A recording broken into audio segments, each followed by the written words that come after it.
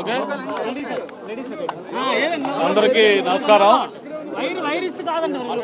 ఏదైతే 4 సంవత్సరాల క్రితం ఒక అన్డెమోక్రటిక్గా ఆ రోజు అధికారాన్ని అడ్డం పెట్టుకొని మేయర్ ఎన్నికల్లో వైఎస్ఆర్ పార్టీ విజయం సాధించిన నేపథ్యంలో ఈ 4 సంవత్సరాలు కూడా వైఎస్ఆర్ పార్టీ ఆధ్వర్యంలో మేయర్ పరిపాలన సాగింది. మరి ఏదైతే కార్పొరేటర్లు కానీ ప్రజలు కానీ ఎక్సెప్షియో మెంబర్స్ కానీ అందరూ కూడా ఈ పాలన పట్ల తీవ్ర వ్యతిరేకత చూపించటం, ఈ మేయర్ని దించాలని చెప్పని గత కొద్ది రోజులుగా కూడా అనుకోవటం, దానికి సంబంధించి మీరు అందరూ కూడా చూస్తూ ఉన్నారు.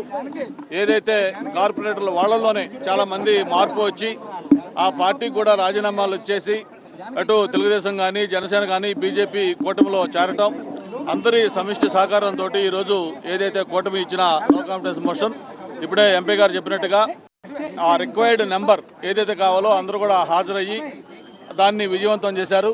ఈ రోజుతోటి వైఎస్ఆర్ పార్టీ ఆధ్వర్యంలో ఉన్న మేయర్ పరిపాలనకి చరమగీతం ముగింపు జరిగింది. మన కొత్త మేయర్ కూడా త్వరలోనే ఎన్నుకోబోతా ఉన్నారు. మరి ఒక ప్రజారంజకమైన పరిపాలన కార్పొరేషన్కి అందించడంలో కూటమి ముందుంటుందని చెప్పి మరొకసారి తెలియజేసుకుంటూ, ఈరోజు స్థానిక సంస్థల్లో విశాఖపట్నం మున్సిపల్ కార్పొరేషన్ అనేది చాలా కీలకమైంది. ఈరోజు 98 వార్డులతోటి దాదాపు 8 అసెంబ్లీ కాన్స్టిట్యున్సీల్లో 2 పార్లమెంట్ కాన్స్టిట్యున్సీ తోటి ఇది పెద్ద కార్పొరేషన్. అటువంటి కార్పొరేషన్లో ఒక సమర్థవంతమైన మేయరు అలాగే మిగతా కార్పొరేటర్లు ఉంటే పరిపాలన ఎలా ఉంటుందో మేము చేసి చూపించబోతా ఉన్నాం.